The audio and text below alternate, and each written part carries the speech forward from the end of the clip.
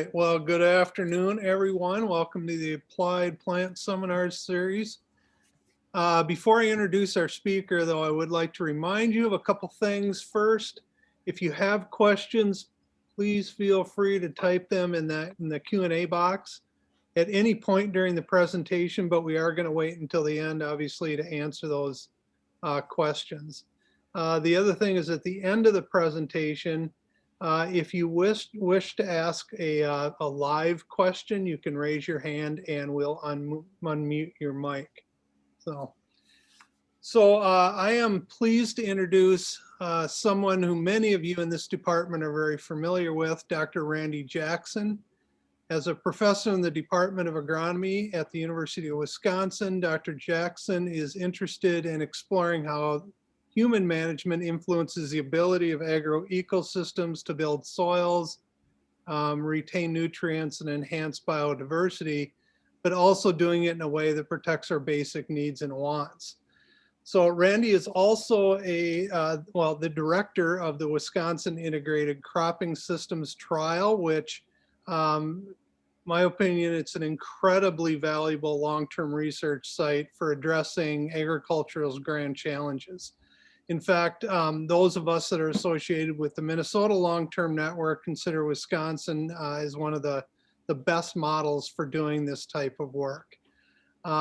So Randy, I'll turn the floor over to you. Thank you for joining us.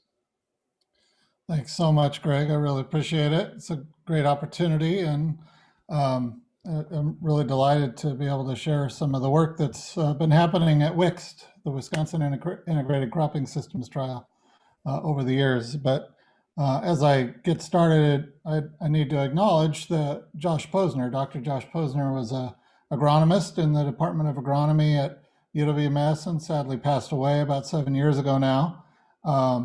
But he worked very closely with Janet Hedke, who worked with him as a master's student and then continued on as in a technician role, and really ran the Integrated Cropping Systems Trial for most of its life.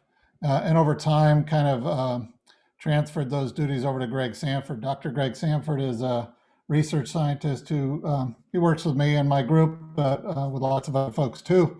He's an independent scientist kind of guy. And he really runs the Wisconsin Integrated Cropping Systems Trial these days, and much of the data that I'll be talking about are his. I joked that I would just keep him on chat, and then if there were any hard questions, I would direct them to him, but he's at some other meetings today, so he couldn't be with us. But these three really are the critical folks who have gotten this going and kept it alive over the years. And I've stepped in an administrative as well as an intellectual helping role over the years. But I'm delighted to talk more about it. I should also acknowledge that the Integrated Cropping Systems Trial administratively sits it in our Center for Integrated Agricultural Systems. We're into really long run-on titles here at UW-Madison. And they've been very supportive over the years. The U.S. Dairy Forage Research Center has been a big supporter, as has the Michael Fields Ag Institute in southern Wisconsin. And the Michael Fields Institute was the folks there were instrumental in getting the project started along with Josh.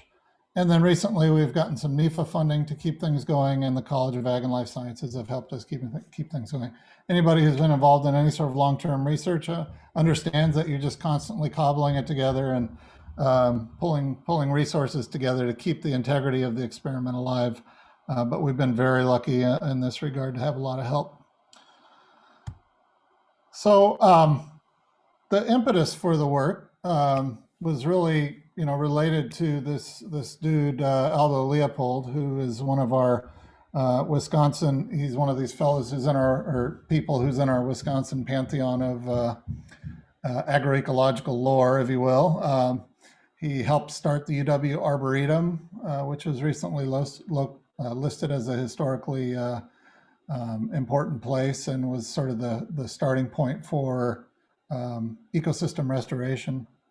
He helped start the wildlife ecology department here on campus at UW-Madison. He worked in the forest products lab over the years. I'm sure most of you know of him. But one of the things that he left us with is this notion that I have here, and I don't think he ever really articulated it this succinctly, but for me, it's this idea that caring for people can't be separated from caring for the land, that when we separate people from the land, both physically and sort of spiritually, we're really doing ourselves a disservice and undermining our own well-being. When we don't take care of the land, we're not taking care of ourselves. And this has been, a very forceful and well-received sort of thing. But as Tony Goldberg and Jonathan Patz published in 2015 paper, despite its profundity, it really primarily this thing that we call the land ethic remains a literary achievement mainly. The philosophy hasn't really infiltrated into our decision making and the ways we actually use the land. And so a big part of the Wisconsin Integrated Cropping Systems trial is trying to understand how we use the land and how we use it well.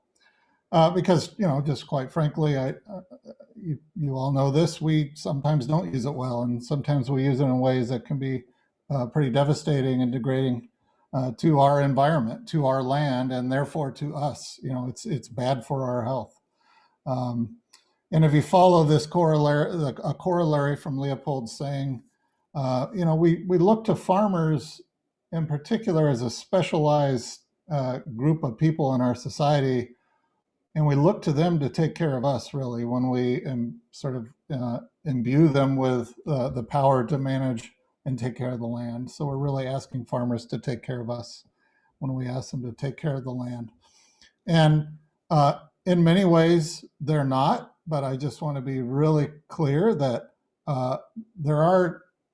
there might be one or two, but there are no nefarious-minded farmers out there who want to, make soil erode and want to make nutrients run off and pollute our waterways, et cetera. They are part of a system that we've constructed. They're responding to macroeconomic signals, microeconomic signals, et cetera. We have to do something about the system that we're in if we're going to come up with an agricultural system that's more beneficent and an agricultural system that's really taking care of us. Whether it's nutrient loss or simply like trying to speed up hydrology and get water to run off of our fields, we have to ask farmers to do better, and we have to empower them to do better and enable them to do better. One way that people like to talk about this is that we need resilient systems. We need systems that don't require us to rebuild and reconstruct infrastructure every year.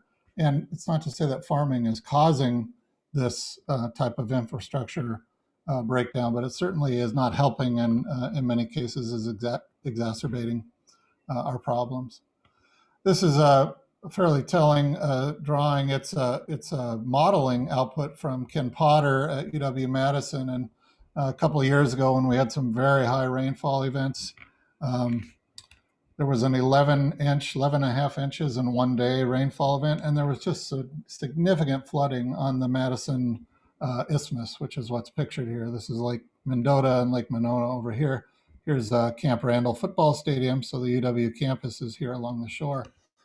And so that 11 and a half inch rainfall, it just shut down the city, essentially. And what Ken was showing here with this projection of what would have happened if the 14-inch rainfall had hit us is basically that much of Madison would be inundated. And so as our climate changes, I think there's no doubt that we will experience these types of events. And so we need more resilient systems. Okay, but I'm not here to bash farmers. I want to make it really clear. We need to take care of farmers. We need to help them do things that we as a society need them to do. We need them to take care of us. And if we're going to ask them to do that, then we have to take care of them. And of course, we are not doing that now. The state of Wisconsin led the nation, I think the last 2 or 3 years, and it certainly did in 2018, in the number of farm bankruptcies. The dairy farm closings in particular hit a record high in 2018. I'll just say that sometime in the 1950s, we reached our all-time farm number high. There were about 165,000 dairy farms in the state of Wisconsin. By 1996, there were 30,000. By 2003, when I first came here from California, there were 16,000. And last year, well, currently, there are fewer than 7,000. And it's just been this precipitous linear decline in the number of farms. Of course, we're not, this is just some more local data sort of speaking to that and how devastating it can be. In these two particular southern Wisconsin counties, just since 1975, we've gone from 400, 500, or 600 farms down to 50 or 60 farms. It's really just been devastating. So devastating that our governor a couple of years ago created a crisis team to help us come to terms with what could we do, come up with innovative solutions, et cetera. But so far, the solutions that have emerged have largely been on the demand side. How can we create more? How can we squeeze more milk out of cows? How can we squeeze more production out of the system? When it's very clear to everybody in the system, nobody would argue that we simply produce too much. There's an oversupply. It's like we've gotten too good at it. It's a testament to our dairy scientists. They've done a brilliant job of finding ways to help us increase the total amount of milk being produced, and as well as the milk per cow. So we're squeezing more and more milk out of each animal, and it's not helping. It's pushing down prices, which is pushing people out of business. Now, it doesn't hurt everybody. There are some who are situated so that they can take advantage of this situation, so that when small to mid-sized farms like the one depicted here on the left, when they go out of business, then larger enterprises are poised to scoop them up and consolidate their business and their animals and their infrastructure, et cetera. But it really isn't just about adding these together to make one bigger business. It's a fundamentally different type of enterprise, and a type of enterprise that most people look at and aren't particularly comfortable with. I mean, maybe it's better if you just avert your eyes, but this sort of industrial scale production of milk, and we could translate this to hogs, and we could translate it to poultry, et cetera. Beef is not particularly desirable, sort of morally, I think, for a lot of people, but also environmentally, aesthetically, et cetera. The real sort of palpable and tangible result of this consolidation, of course, is just devastated rural communities where we've got small businesses essentially boarded up, not enough young people to go to schools. And so it really has torn apart the social fabric of much of the rural upper Midwest. And lest we think that this is a problem that's endemic to dairy, it's cash grain farmers as well. Maybe the situation isn't quite as dire in terms of small family farms, but as the USDA's own Economic Research Service data show us, over the last 24 years, other than this ethanol boom year, here in the upper Midwest, which is depicted here as the northern crescent, these blue states here, that's the blue curve, you can see that out of the last 24 years, corn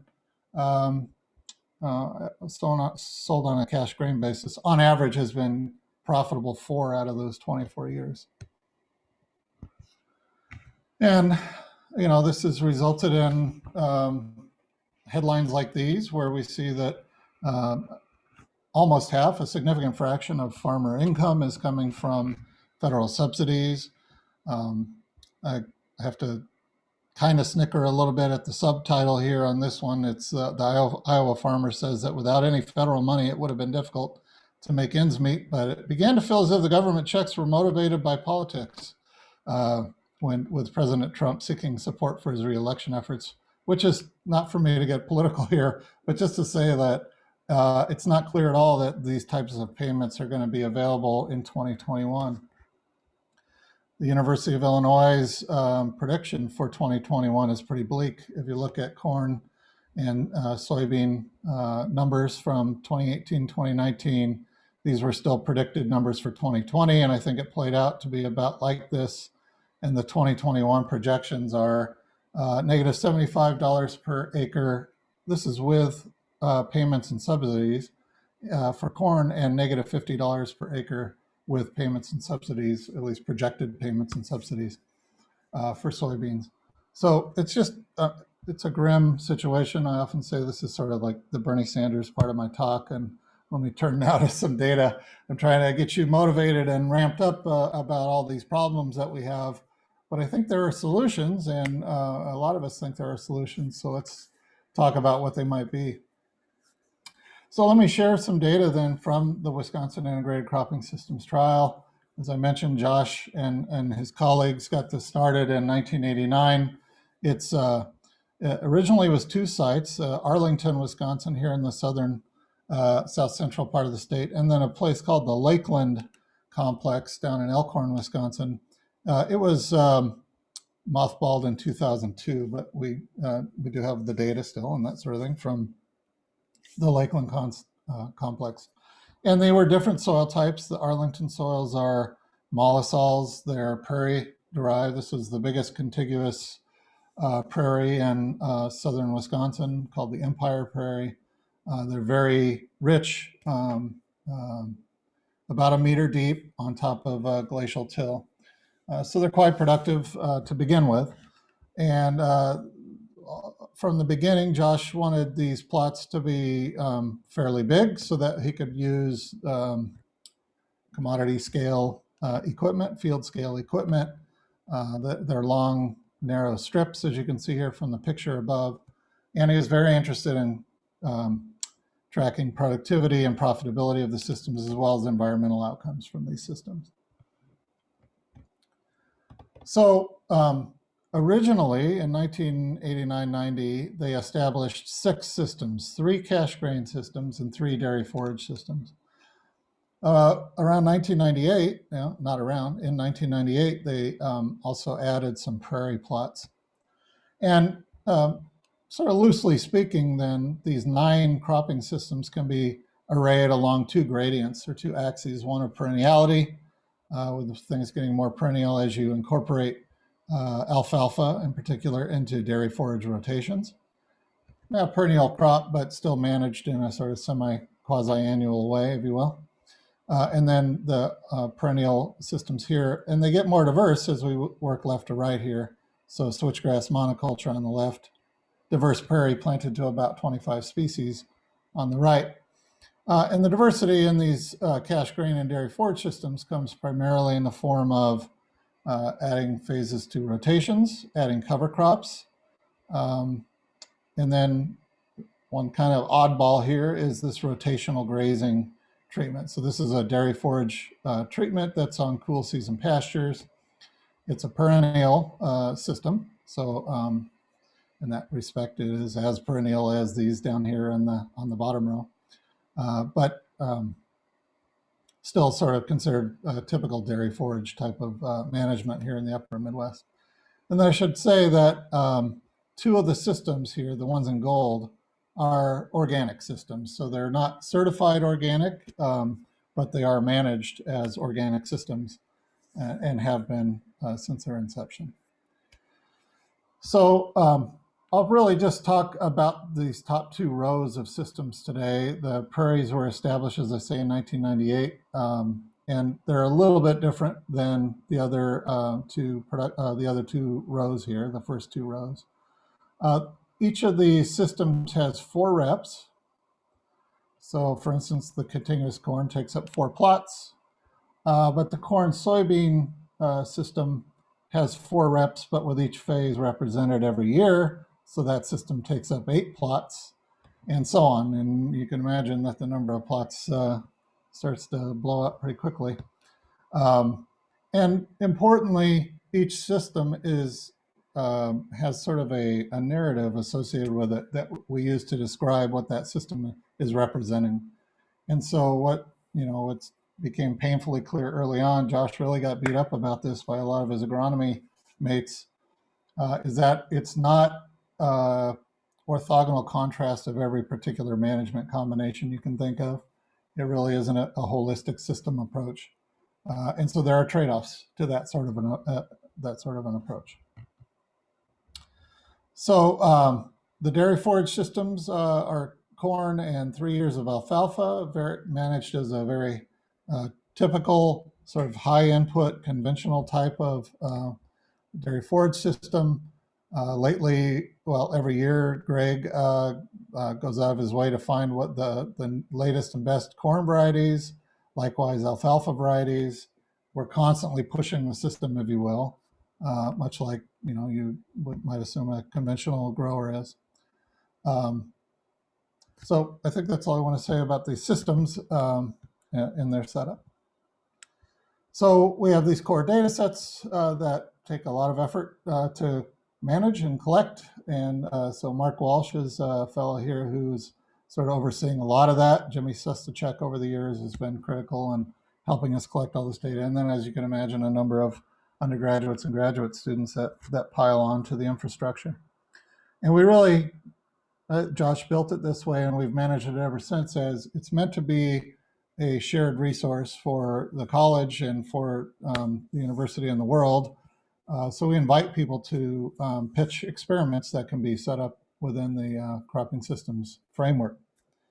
That said, it's we do have to maintain the integrity, the long-term nature of the treatments, and so we very carefully scrutinize what types of things to add into the experimental framework, because there's only so many holes you can poke in the soil, and so many ways to dice up and carve up the different treatments.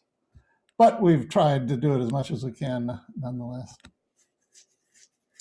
So I've just added here some key publications that came out of the earlier years of the experiment. And one of the key findings that emerged from the early years of the experiment were published by Josh Posner in 2008. And they related to the comparison of corn yields over this 11 or 12 year period here between the conventional corn soybean system, the cropping systems 2, and the cropping systems 3, which is our organic corn soybean wheat rotation. So the wheat is planted as a cover crop and then harvested around July, and then some berseem, clover, and oats come in behind that. And then those go out as we come back into corn the following year. But what they were able to show is that in normal springs, that is when rainfall was pretty normal, on average about 9 inches of rainfall in May and June, basically when mechanical weed control in the organic system was fairly easy, the yields of the organic systems at both Arlington and Lakeland complex were almost the same as the conventional system. But that in those seasons when the springs were quite wet and mechanical weed harvest was difficult, then we had a significant 15 to 20% reduction in the yields of corn in those systems. Likewise, soybeans, same story. I'm not going to walk through all the data here, but it's the same story. The organic approaches the conventional system, except in wet springs when weed control can be hairy. So lately, Greg published this paper where he looked at 26 years of yield data from the site and took all of the yields from all 6 of those systems, the cash grain and the dairy forage systems, and converted all of the yields to food energy. So whether it was corn grain or wheat that was harvested or forage that was harvested as alfalfa or grass, all of that was run through a dairy model, and the amount of milk energy from each of those products was calculated. And so this was so we could do an apples to apples comparison across the 6 experimental treatments. So here's our continuous corn system, and what you can see here is that over the 26-year period, there's a pretty steady and dramatic increase in yields, largely due to genetic improvements as we continue to look for better and better corn varieties, to some degree reflecting some learning on the part of the experimenters and getting plots established and getting them underway, et cetera. What was really clear, though, is that in the drought years, which are indicated by these two years here, you can see there's 4 dots for each year. And in these drought years, the continuous corn system really suffered. And so there was a significant amount of variation and variability around the overall mean, even though there was this overall really positive trajectory. When we add soybeans into a rotation, not surprisingly, there's a positive rotation effect in terms of sort of tightening up the variation. The soybeans do much better in those drier years, which overall brings things closer to an average, but the increase in the system over time is generally not as stark. I mean, it's still pretty dramatic and impressive. Here's our organic corn, soybean, wheat rotation. And what you can see here is that, again, we have an increase over time. Maybe a lot of this reflects our management. There have been improved varieties of organic corn and soybeans, et cetera, over the years, but there, of course, hasn't been the tremendous resource pressure on improving varieties until lately. And early on in the experiment, there really wasn't much pressure at all in terms of genetic improvement of organic varieties.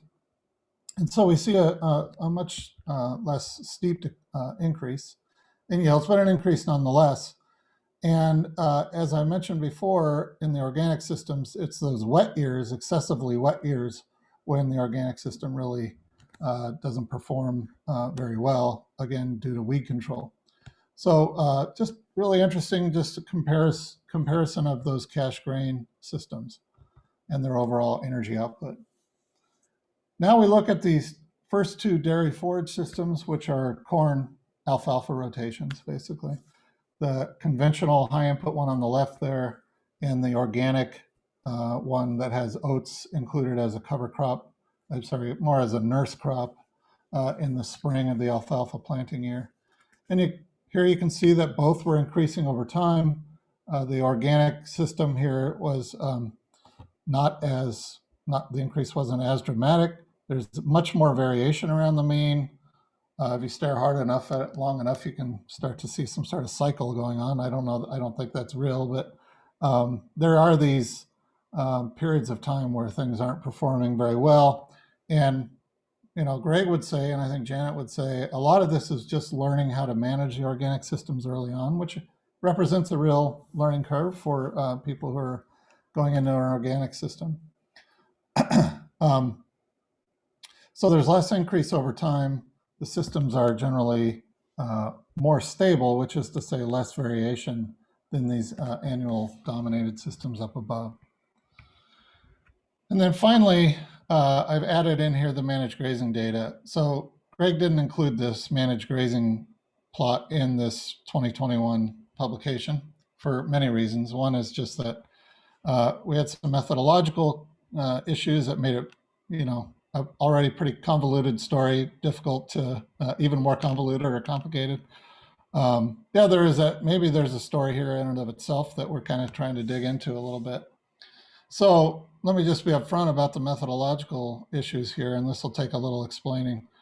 The bluish purple dots here are indicative of forage availability. So early on, the approach here in the managed grazing system was to come in and harvest the available forage right before cows were turned into a paddock, and then come in behind them and do the same right after they've done grazing for a couple of days.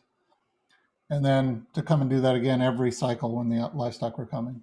And this really is sort of the gold standard for estimating forage availability in a graze system, but it's very labor intensive, and it's very difficult to kind of come into the same space over time. You have to time it just right with the cows, et cetera, et cetera. So all kinds of excuses for why. And it was before I was even here in town, so it's not my fault, but nonetheless, the data I think are really compelling. You can see here that there's overall an increase in forage availability. Sometime around 2004, the decision was made to also just put in some hay exclosures and just harvest hay. And I think the hope was that they could avoid doing this before after thing.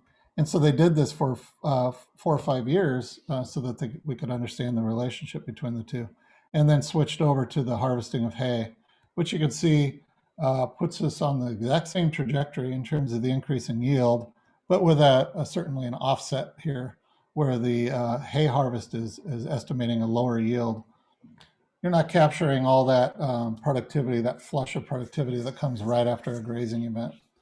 And, this is not surprising at all, and I think makes total sense. And so what we're working on now is coming up with a correction factor and a way to sort of put all those data on the same plane.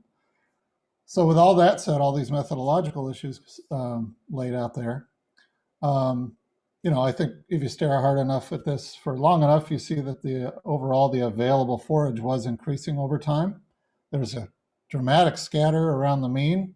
That scatter got smaller when we started harvesting hay, which is not particularly surprising. The green line is representing the actual average daily gain of the livestock that were grazing. So it's indicated as the MERG, the managed intensive rotational grazing.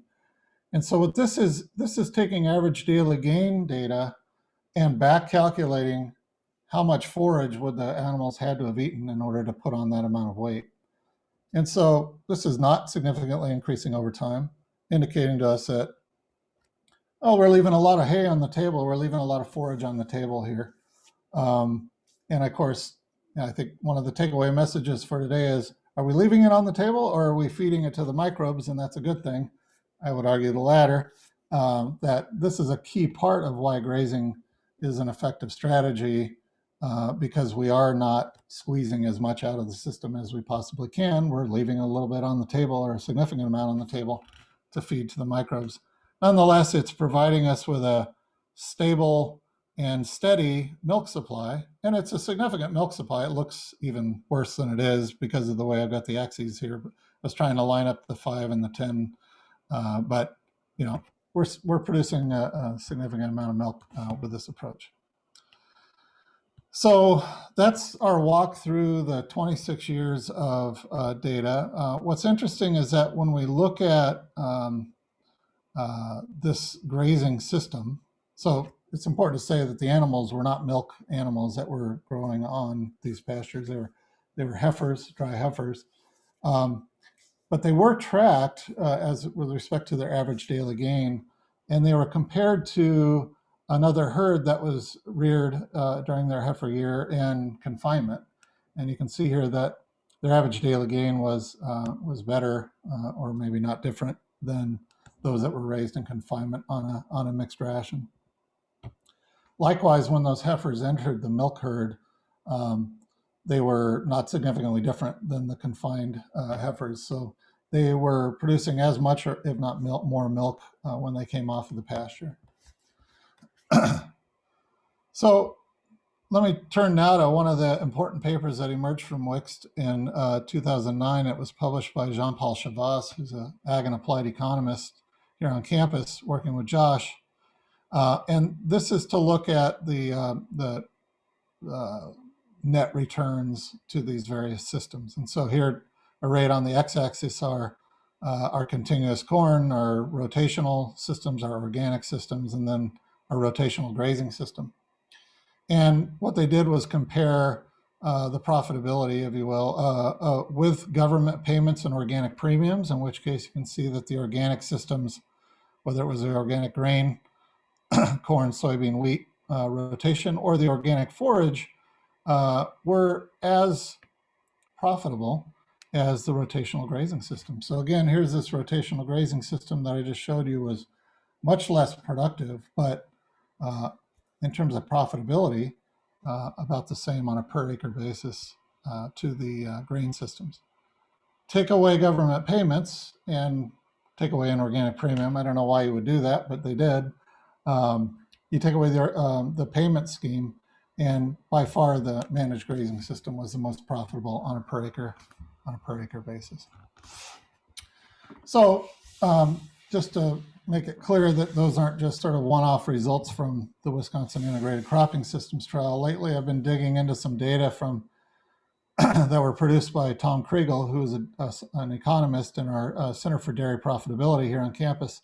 He actually collected real farm data over this 15-year period from grazing farms and from confinement farms.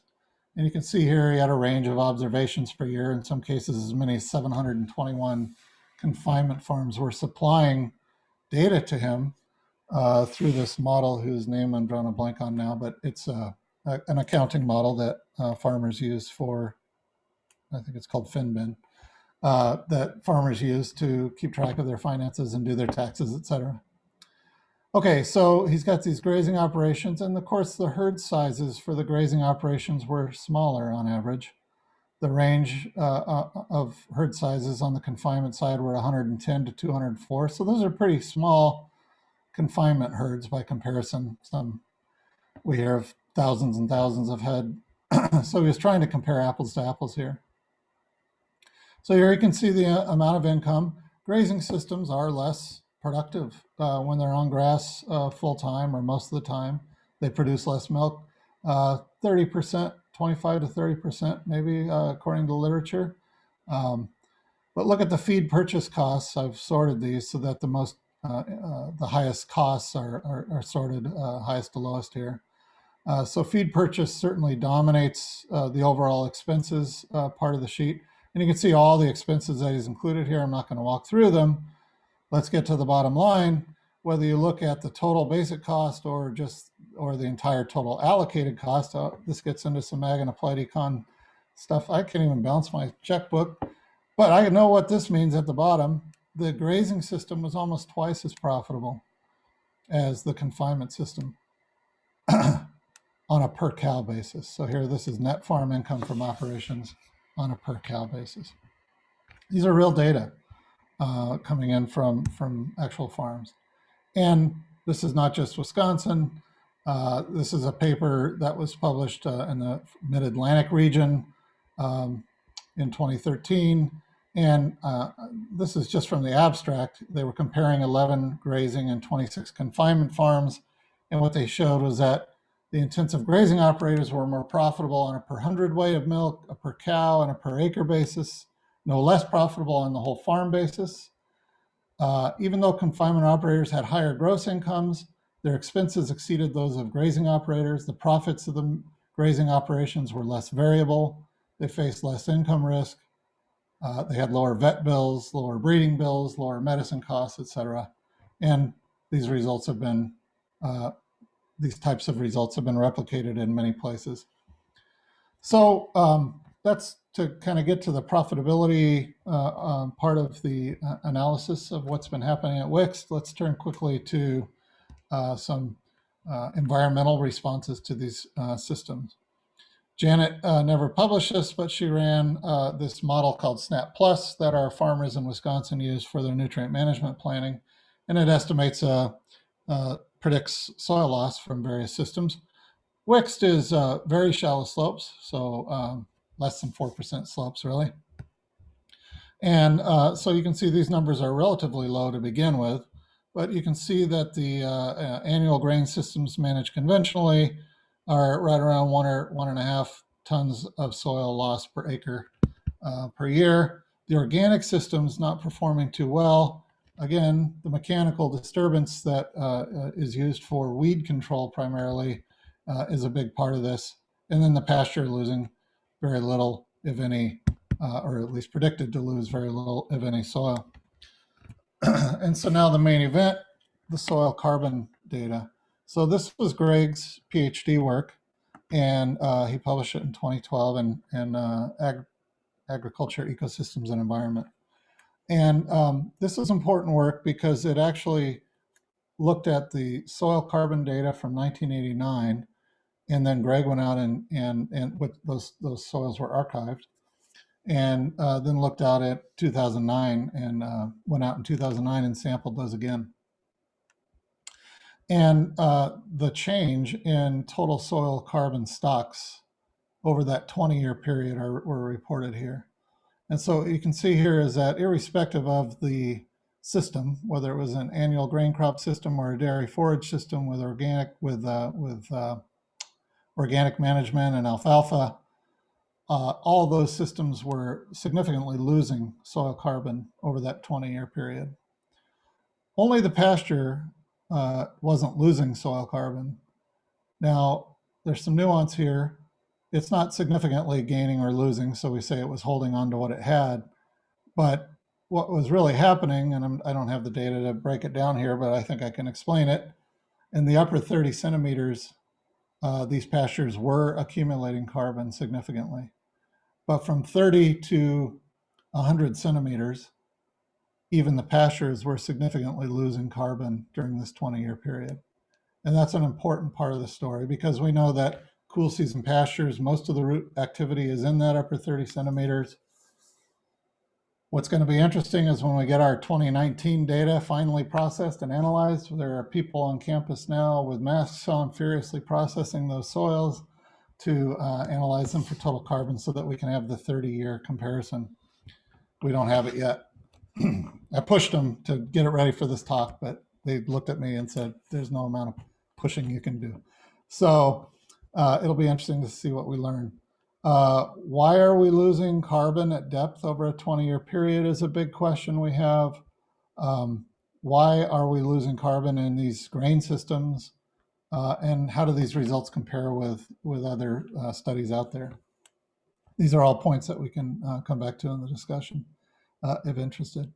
So the pasture system really looks to be the only one that's even holding on to carbon that it's had. One of the questions that we have, a hypothesis is that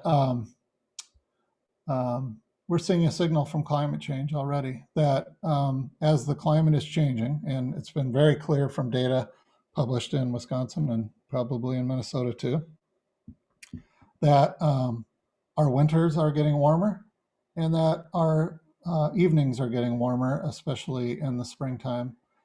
And so those are both periods, winter and springtime, when there is no net primary productivity happening. There's no plant production happening. But if it's getting warmer, the little bit of microbial activity that's happening is likely being stimulated.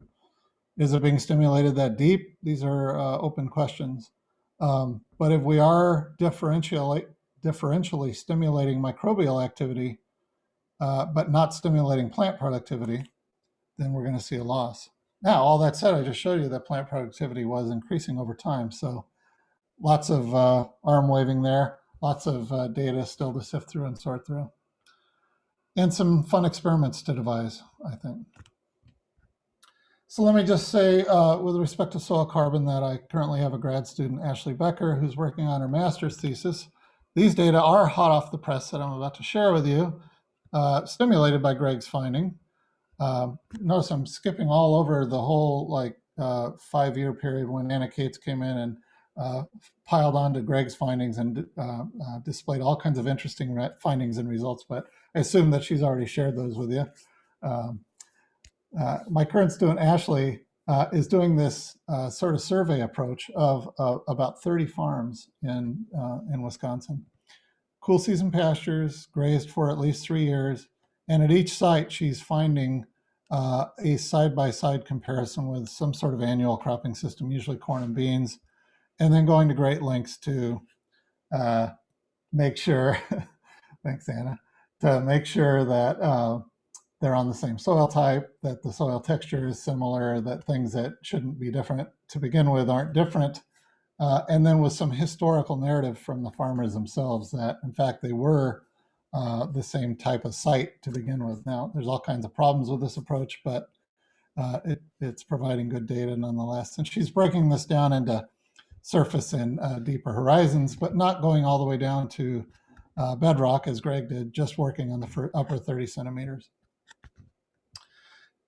So these are preliminary data, but she's done a nice job pulling them together. She did respond to my request to get the data ready for my talk. And what she's found already is that across 33 sites, there's about 11 megagrams of carbon per hectare more in the grazed pastures than the annual cropping system counterpart. And on the other hand, no difference between those paired systems in the 15 to 30 centimeter depth. So we know most of the activity with respect to carbon is happening in this upper 15 centimeters in particular. This is where most of the root turnover and input is happening. So fascinating results. Now, does this mean the question is, does this mean the grazed systems are increasing their carbon, or are all the systems decreasing and the grazing systems less? Or are the grazing systems holding on to what they've always had and the other systems are losing? These are all open questions that we're going to dig into. So, oh, here's some of Anna's work. Finally, it shows up. She did this beautiful job showing that at WICST. So now we're back at the WICST, at the Integrated Cropping Systems trial. That particulate organic matter, these pieces of organic material that, in many respects still sort of look like plant material if you stare hard at them under a scope maybe, were accumulating in the pastures much more significantly than the other systems. Other folks working in Aaron Silva's lab have shown that there's more microbial biomass in the pastures.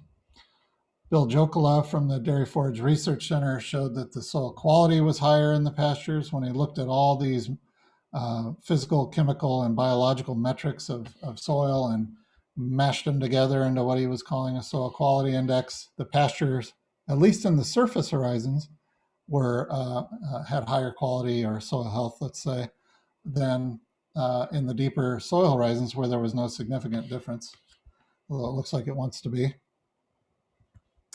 And then finally, and this will be the last of my data romp here, Yichao Rui, who was a postdoc with Matt Ruark in our soil science department and is now at the Rodale Institute, was really digging into what might be some of the mechanisms for these soil carbon changes or lack of change, or soil carbon loss and dynamics that we've seen at the WICST.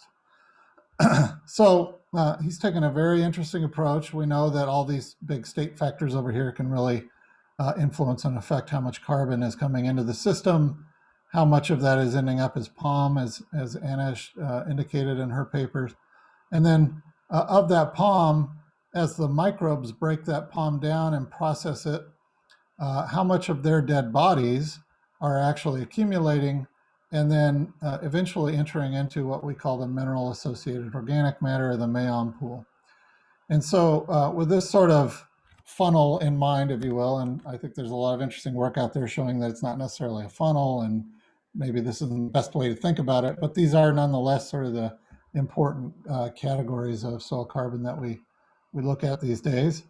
Here's a picture of Ashley's work showing the POM that she's separating from the MAOM, the mineral-associated organic matter. What Yichao started to do was break this down into various measurements and metrics to get at this. And so, let me see if I can not butcher this. The amount of carbon coming into the system, whether it was continuous corn here in the yellow, or corn organic alfalfa, he only looked at 3 systems, or the pasture, you can see the perennial systems here had not significantly different amounts, but greater amounts coming into the system. So more POM in the system. Similar to what Anna found, but Anna was able to show that there was a statistical difference between these 2 green bars. Similarly, the amount of microbial necromass, the dead biomass, is accumulating in both of those systems. But for reasons that are quite interesting, only in the pasture, not in that organic alfalfa system, is more MAOM accumulating. And so why might that be? It's not because of the C to N ratio of the POM. It's not because of the fungal to bacterial ratio of the necromass. That's about the same. It's something about the microbial community and its efficiency at processing the carbon that's in the system. The carbon use efficiency of the microbes in the pasture appear to be higher. So they're building their biomass at a higher rate per unit carbon that they're accessing. Likely related to the microbial community overall, but also could just be a physiological adaptation or response based on all manner of changes in the environment in a pasture system. So it looks like there's a more efficient amount of carbon coming into the MAOM pool, which is where we'd like it to be. That's where we think it might be more stable. there's seems to be more of that coming into the pool as a result of something about the microbes and their efficiency. As well, though, he's finding that there's higher oxidative enzyme activity in the organic systems, which is quite fascinating. So maybe more of the Mayon pool is being burned off, or more of the total carbon pool is being burned off as a result of this increase in enzyme activity in the organic systems. And this is where we're sort of the front end, the frontier, if you will, of what we're interested in tearing into as we move forward. And then finally, I'll put a pitch in for some new work that Greg and I got funded, which is to double down on our intensification strategies at WICST with some single factor interventions and some multi-factor interventions in our 3 grain systems to try and make them store carbon.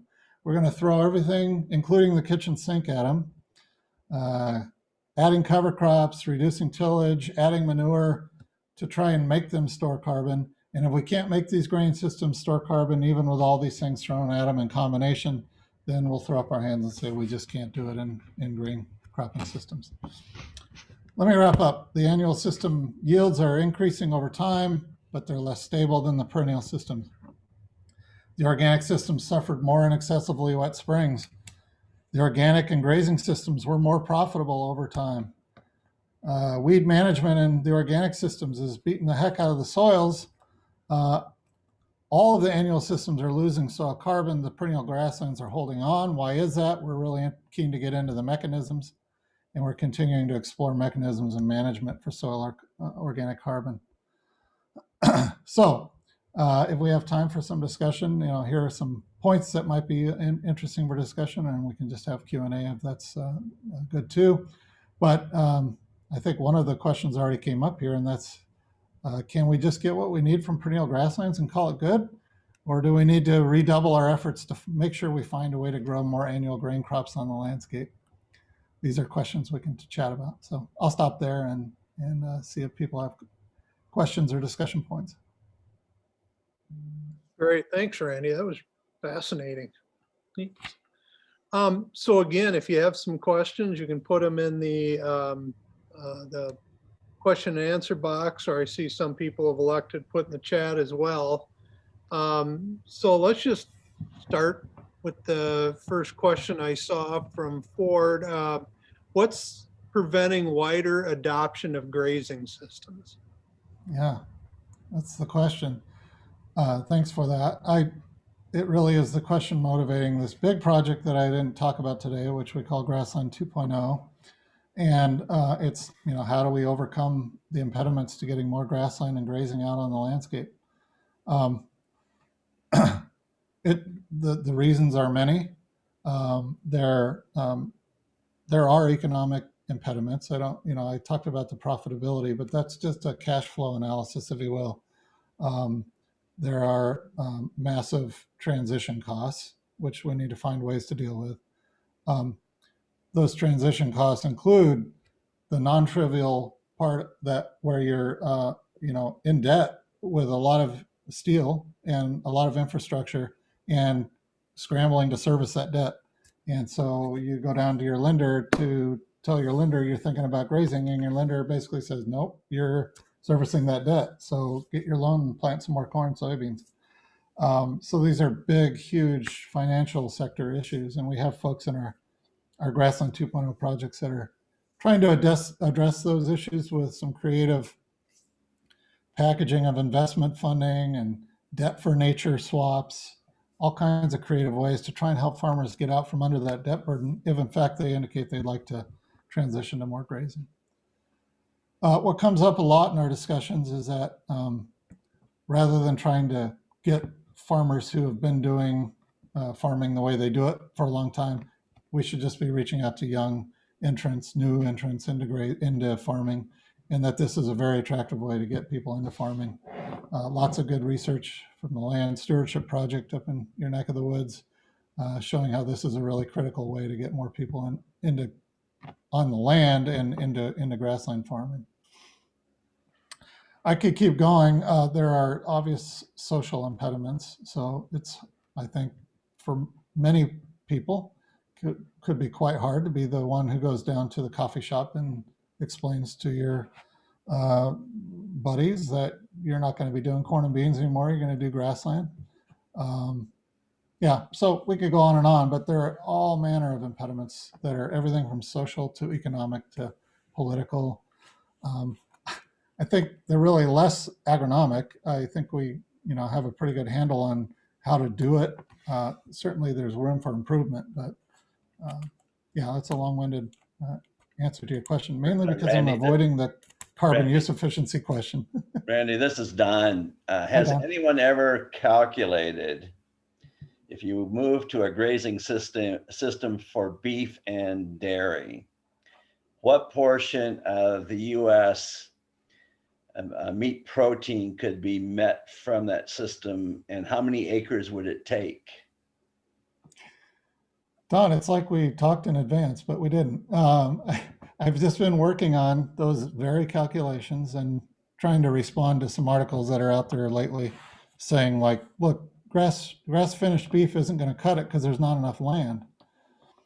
Those analyses conclude that because they basically say the land available for grazing is the existing pasture.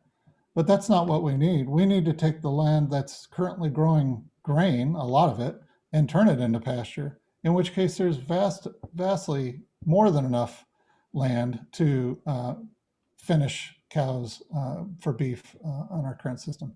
So the analysis I've been doing, I looked at how much roughly of our corn land goes to feed beef and confinement in feedlots.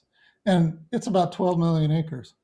And so if you take that 12 million acres and say, now we want to turn it into grass and finish our beef animals on it, are there enough acres? Yes, there are. What would it do in terms of greenhouse gas emissions? Overall, it would lower them. Even though there would be more animals, yes, because the annual grain crops are losing so much carbon from nitrous oxide emissions, as well as the carbon embodied in making the nitrogen, et cetera, et cetera. So I'd love to talk more about my spreadsheet. I've got a massive spreadsheet working right now, but there's enough land. It would reduce our greenhouse gas footprint if we used our current land base to produce the same amount of beef that we produce now, which is something like 13 billion pounds a year. Now, should we produce that much beef and do we want to eat that much meat? Those are other questions, different questions, but yeah. And on the other hand, it isn't just about us, is it? It's the rest of the world that is going to be more and more reliant on what we do in the Midwest, right? Yeah. Good. Thanks, Randy. I'm just kind of working down the questions here. Mary says, how is the CUE by soil microbes calculated? This was one of the part of the homework I was supposed to do before I gave this talk today, and I'm embarrassed to say I cannot remember the metric that Yichao is used for that. If anybody else wants to step up with an answer, if there's a simple way to get at that, I don't remember. I'd be happy to email it out. Okay, all right. Moving, I'm just sort of bouncing around and question answer versus chat here, but on the question answer, Mitch, is your soil carbon measurements, have you settled on a way to correct for changes in bulk density resulting from different management systems? For example, by calculating an equivalent soil mass basis? Yeah. We are calculating the equivalent soil mass. We are calculating things on an equivalent soil mass basis going forward. That wasn't done for Greg's 2012 analysis, but that is certainly the way we're doing it moving forward. Adam Von Hayden, who worked with us for a while and is now at the University of Illinois, has published a paper lately about the importance of doing that and the way to do that. And that's certainly something that we're working on. That said, we haven't seen significant changes in bulk density under the experimental treatments. I don't want to say they haven't changed at all, but they haven't been very dramatic. All right, let's see. What type of fertilizer was used in the organic systems? It was, yeah, good question. It was not organic manure.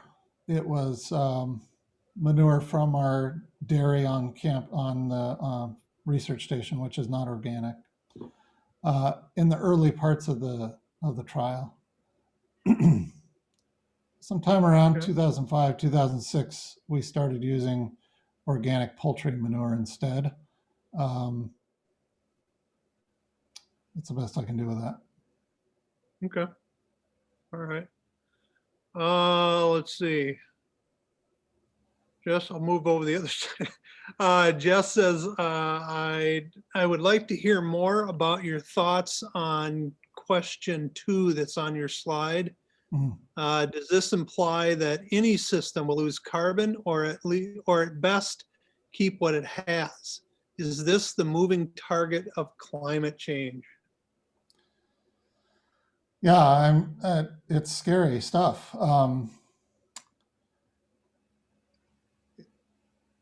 When we look around and Anna Cates helped, and we have this paper that we've been working on for a couple of years now that's a little bit dormant, but we need to resurrect it, that went around and surveyed all the soil carbon change papers that we could find in the upper Midwest, where actual change over time was measured and where total soil depth was measured, those two things being really critical. And there were few, if any, that were really showing an increase in soil carbon. Most of the papers that show an increase in soil carbon are focused on the surface horizon. And so we're pretty unsettled about the fact that we really, over the entire soil profile, are not seeing much in the way of gains, especially given the furious excitement about carbon markets for everything from cover crops to other forms of regenerative agriculture, like increasing diversity from continuous corn to corn soybean rotation.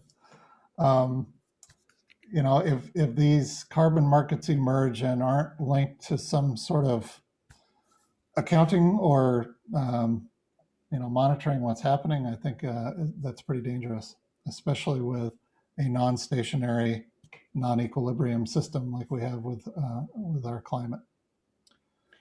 Randy, this is Don again. I'd like to pause there just for a second and get your thoughts on that. So you and others, including members here on the St. Paul campus, have been talking about soil health and all of the value associated with soil health, and thinking about the potential for reducing greenhouse gases. And now we have the attention of investors, including the federal government, and moving resources into this idea of climate smart, making these systems maybe even capture carbon in an aggressive way, or at least reduce greenhouse gases. What are we going to say so that we are in fact telling the truth as we guide this investment in research and encouraging farmers to incorporate cover crops and other things in their system? Yep. What are you going to say, Randy? What I say is that we cannot, this is my opinion, we should not have carbon markets that are advertised as helping to mitigate climate change. They should be carbon markets that are working on carbon conservation. And if that helps mitigate climate change, great. But rather than carbon sequestration, we should be talking about carbon conservation, because even our best management might be resulting in a net loss of carbon as we have an increasing equilibrium, if you will, of a non-stationary climate change. But the precepts of soil health are good for so many other things that we should be encouraging and incentivizing everything that you might do that would be leading to more carbon in the soil. Holding on to nutrients, diversifying the soil, diversifying the ecosystem overall, So supporting biodiversity and helping to clean water.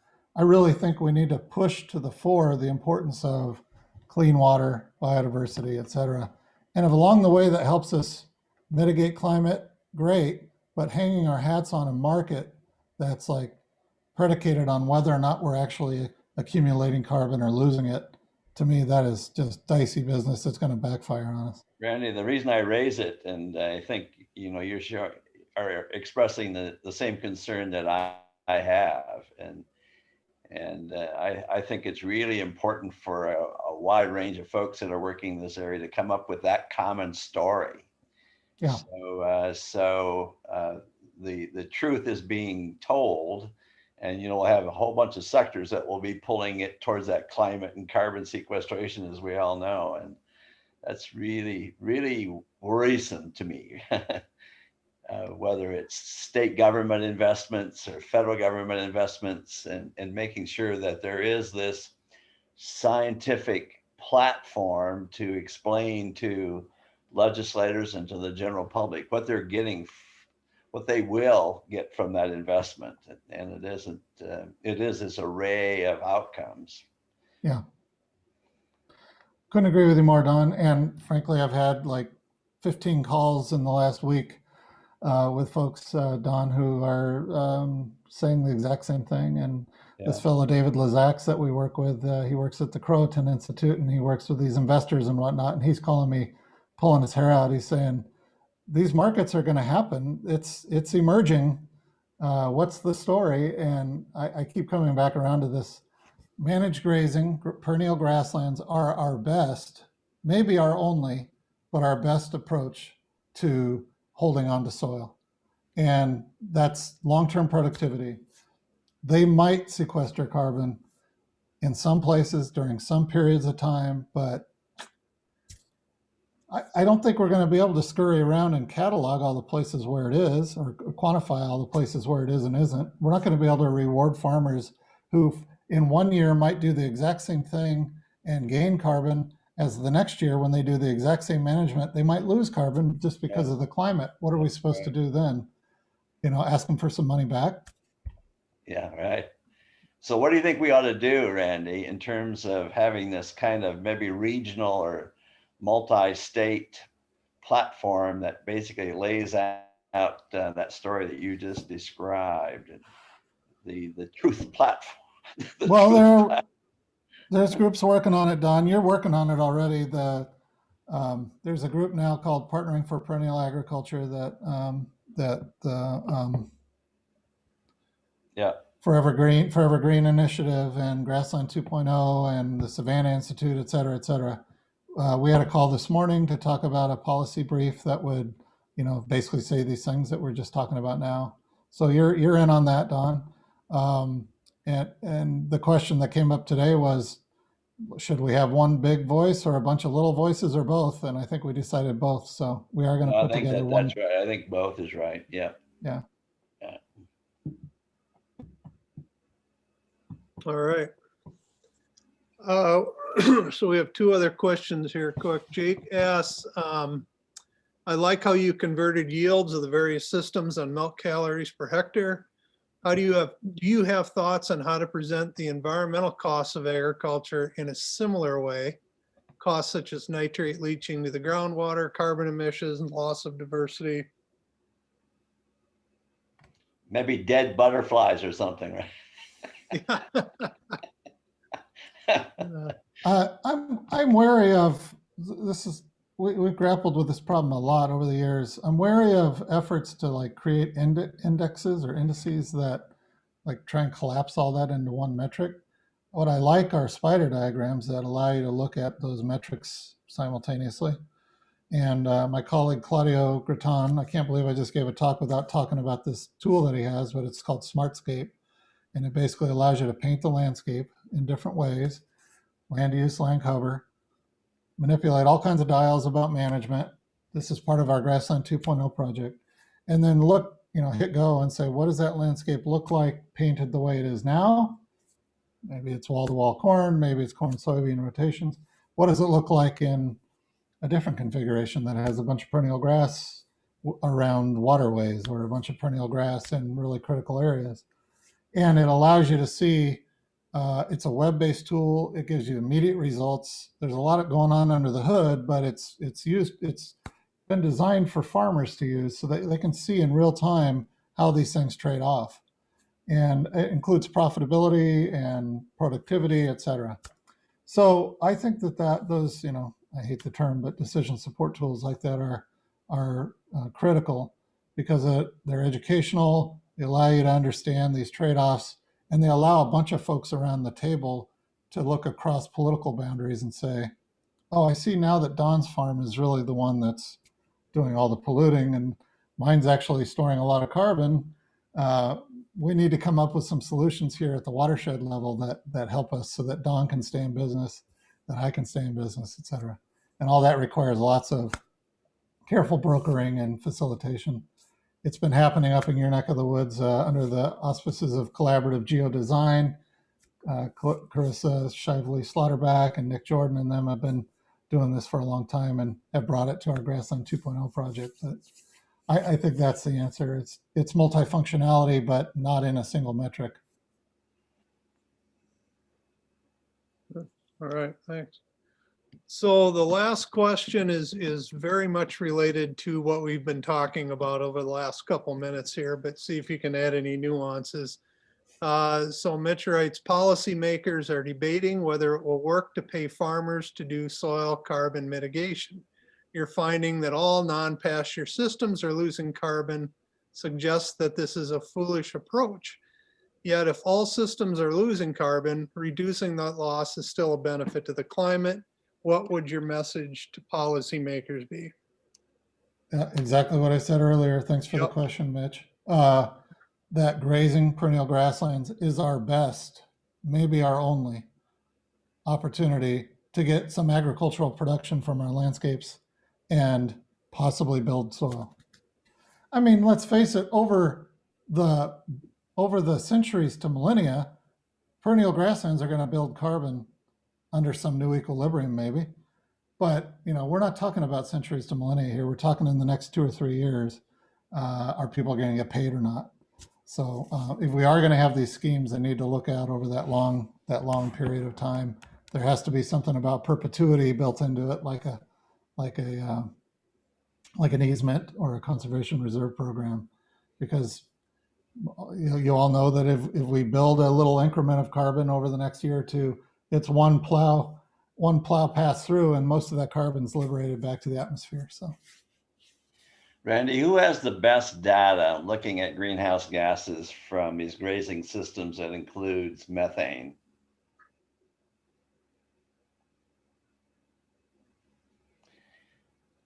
Who has the best data set that really lays out that entire story about grazed cattle that brings into play methane?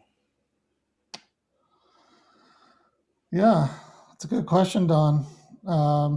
Everything I've done is just pulled it together and pieced it together, and it hasn't been a comprehensive, like look at these cows in this picture and, let's estimate the methane that's coming off the field and the methane that's coming out of their mouths and the methane coming out of their back end, et cetera.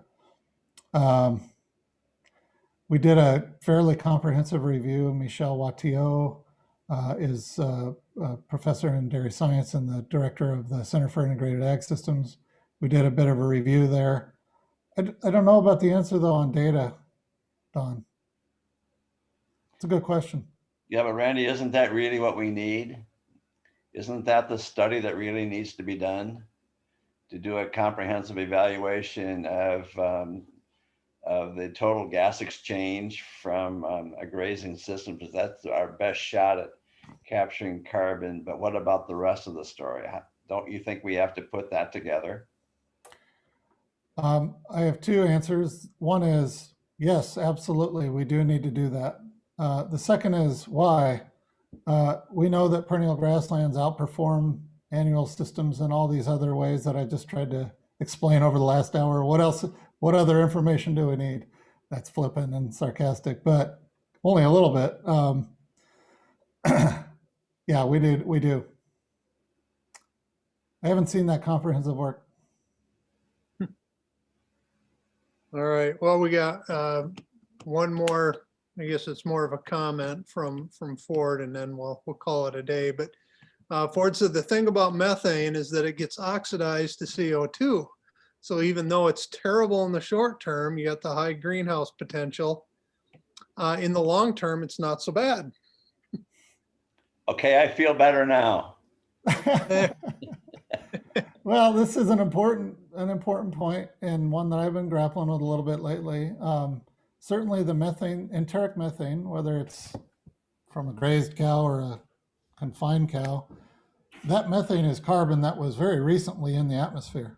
Now the cows are converting it into something, transforming it into a molecule that has a higher radiative forcing.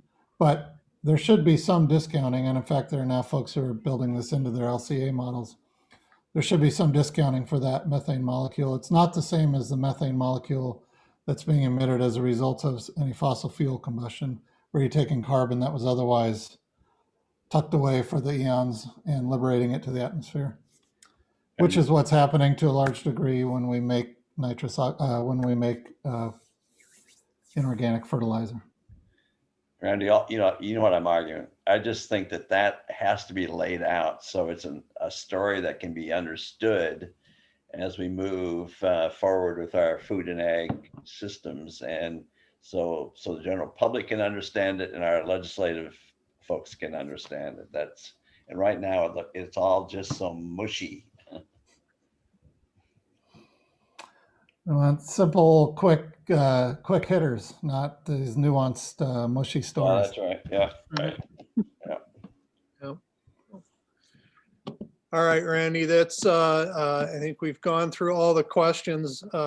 Thank you very much for taking time to give this presentation. It was amazing. Thank you. Especially- It was a real pleasure. Thanks again, All Randy. right, Thanks, Randy. Bye, everyone. Bye-bye. thanks.